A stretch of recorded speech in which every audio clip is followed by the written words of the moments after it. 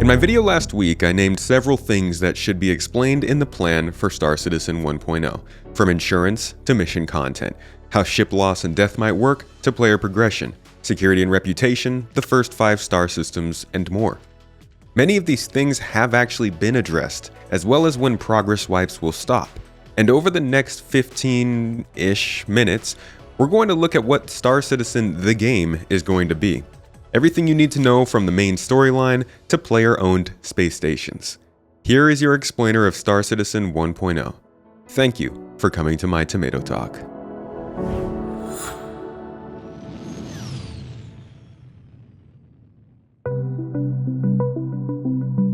Given the nature of Star Citizen's funding, the value of the ships, and how much you can lose things in the game, the most important thing I think could have been clarified in an easy-to-find place during this talk was insurance.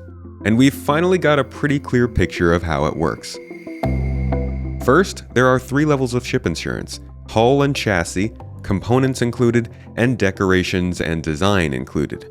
That means that each of these levels will cover a different amount of the investment you've put into your ship, and with components likely being a huge value add to the ship, it'll be important to maintain higher levels of insurance.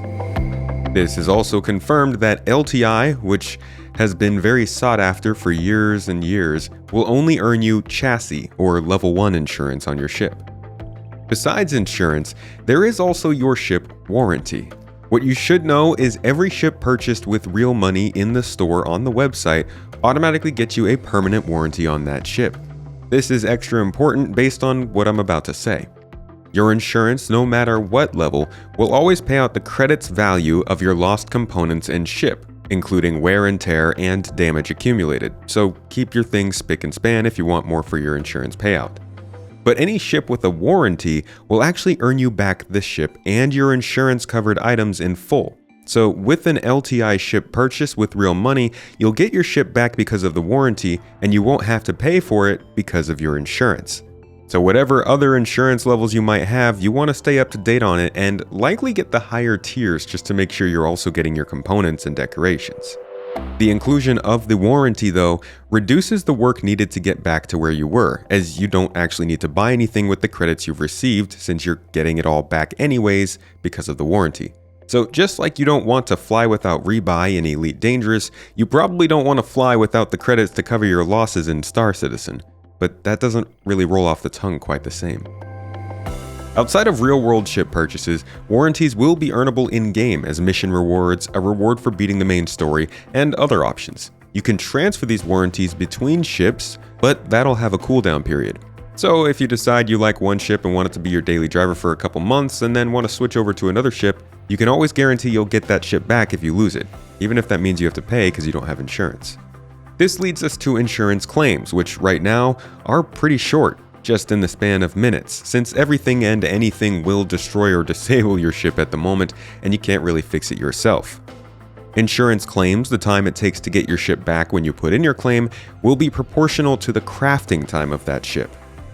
Obviously, with the larger ships, which are going to have longer crafting times, those claim times are also going to be quite longer, leading to the importance of ship retrieval and repair services and gameplay, as well as a free service that'll actually take you back to wherever your ship was when you lost it. So you can try and find all the bits and pieces and glue them back together for your ship. Obviously, with smaller ships, things will be more readily available. The whole point of this is to help provide money sinks for the game to have a functional economy. The other aspects of this are taxes. Bases will be taxed based on where they are built and what services they use, and you will personally be taxed on inheritance when you lose your character due to death of a spaceman. As they didn't cover that latter one in depth during the panel or any other time at CitizenCon, I still assume it works much like it has been described before, with each character having a limited number of imprints you can cycle through by dying before eventually needing to pass your ownership and reputation onto a new character.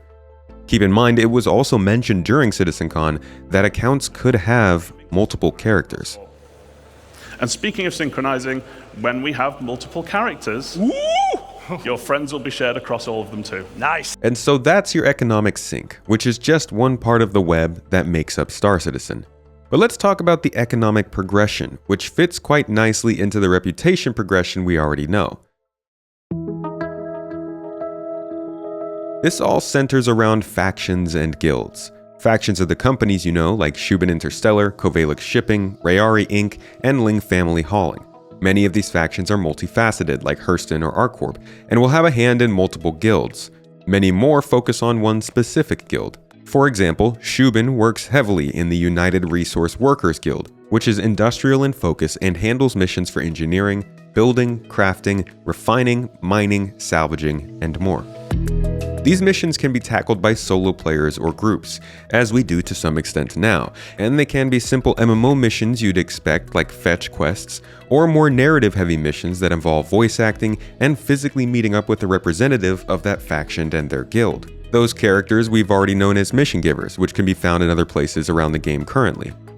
Many of the missions you encounter will be driven directly by StarSim, the expected launch iteration of the quantum simulation, which we've heard about so much in the past that I'm surprised they didn't take time to reiterate what specifically was still planned for the system, though I suspect we'll learn more and more about that over the coming months. Given the heavy reliance on players in the economy through base building, shop ownership, crafting, and space station construction, it may be that the 90% reliance on AI for the economy is no longer the case, and StarSim needs to undergo some changes compared to what Quantum used to be. That being said, StarSim will still be driving mission creation on a large scale based on the activity of you, fellow players, and NPCs around the verse, doing things like spawning in pirates or security based on how cargo is being moved around.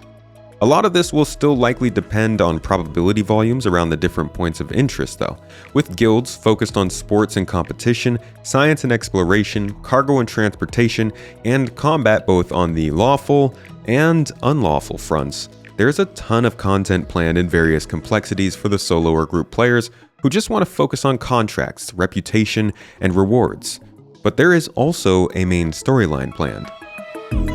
The main focus of the storyline is to introduce players to all these things we've discussed, with some handholding to make things easier to follow and learn the ins and outs of what Star Citizen is.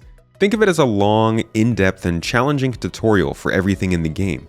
It'll weave you around the different guilds and star systems, following the major narrative conflict in the verse at the time, which is the subtle dichotomy of human space split between the old rule of Earth and the new center of commerce in and around Terra. This will provide narrative backdrop and opportunity to ground players in what Star Citizen is actually based around.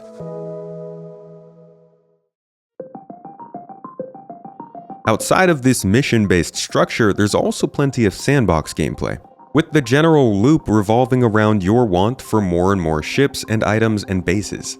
Determining what it is that you want, getting the blueprint for that thing, going on mining or salvaging expeditions to generate the resources needed to fulfill that blueprint, crafting the things you need, and then using those to get more money. Or if you want, you could just skip all that, do missions, make money, and buy what you need. Either way, there will be 5 star systems to do this in when the game first launches at 1.0, with Terra being just one of them. And while Terra is a very important system, Stanton is actually the center of the game so far. It acts as the shopping mall of human space and is controlled mainly by corporations, though it is not as culturally or governmentally as relevant as Terra. Stanton is a medium security system with some danger abound, but it is technically lawful as the UEE does have a presence there. Pyro, the second star system due to enter the game in the next couple of months, is an unlawful system and likely the most dangerous place in the game at launch.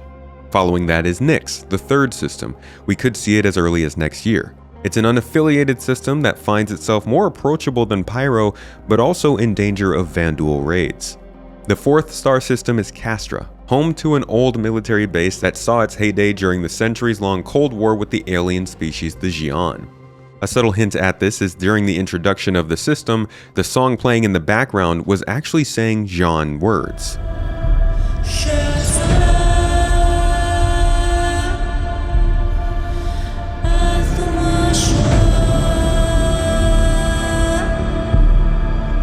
Each of these 5 systems, while ranging in their lawfulness, factions, and exploration potential, offers something different from one another that will provide players with a wide range of options once they have taken some time to figure out what sort of experience they're looking for.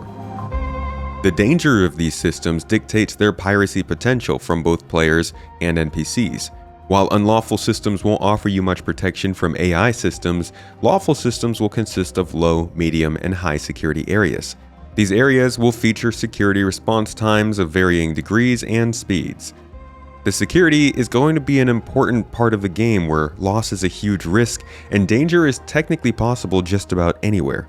This will be an important focus for the players who want to play a safe and carefree game. Even not including PvP, players will need to be able to easily determine what locations they can spend their time without worrying about being attacked or stalked. And this information will be provided through different means, like on the star map and in the Galactopedia. Outside of all of this more small-scale focused gameplay, there's also a lot to experience in base building, crafting, and org-focused gameplay. I'll have a video about the base building and crafting systems out in the coming weeks, so subscribe here and set your notifications if you'd like to know more. And I've got a deep dive over on the second channel if you want to get more detail on that. But there's a lot of gameplay potential past what the game will offer. To make things quick, base building will allow for solo players, small groups, or huge orgs to find plots of land on planets and in moons where they can settle down, run an industrial complex, harvest materials, and host storefronts. These can make for interesting opportunities as items and ships in the game will have specific stats based on the materials used to make them. This is a huge expansion of possibilities from player-to-player trading, to manufacturing and shipping to factions, to more reason to explore and loot different areas in the game. This also means the exploration and surveying of planet surfaces will be more important in order to find the best resource deposits and the highest quality materials, leading to potential StarSim provided exploration missions, data running opportunities, and org versus org land wars. And then they'll be taking it a step further, offering the ability for large industrial operations to build out space stations. These space stations will act as expandable bases in the orbits of planets, though we don't know if they can be placed in other places around star systems as well. These stations will operate with largely the same rule set as bases on the ground, but with the benefit of being in a zero-G environment that's more accessible and able to construct items and ships that can't be made on planetary surfaces. And just like with bases, these locations will also be at risk in more dangerous areas. While your base taxes in UEE space will earn you protection for a fee, less safe areas will see you needing to invest in automated defenses as well as defending your location yourself. While there are more details surrounding the design behind Star Citizen 1.0, even at this panel, these were the major beats. I've covered the topic in much more detail in a deep dive on my second channel if you want to check that out, but I believe we'll be seeing much more detailed information on each of these points over the years as they head for this goal.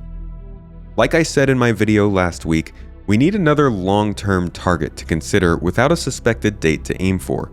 Much like the technically focused roadmap set out in CitizenCon 2018, Star Citizen 1.0 is not being talked about because it's close to coming out. It's being proposed as the target to aim for long-term, with more development continuing afterwards. This is the point at which progress wipes will stop. Stability and polish should be expected, and the players who have been waiting for a stable and fun space MMO to jump into can finally take a shot. But there are still several things that I think need to be explained in more detail soon. Death of a Spaceman has been explained in the past, but seems to be something that may change slightly with the new vision and the way respawning is working. Survival gameplay is going to be a big part of the game, from nutrition of your character to the escape pods on ships. It'd be great to hear more about how survival, with little chance of rescue, might play out. Cities has still not been given enough reason, I think, to convince players that they are worth staying at, as building interiors seem to only be focused on ArcOrb's Undercity at the moment, but haven't really touched on the other cities, which may be expanded out with other building interiors at some point, but at least as of right now, doesn't give players quite the information they need to make cities make the most sense.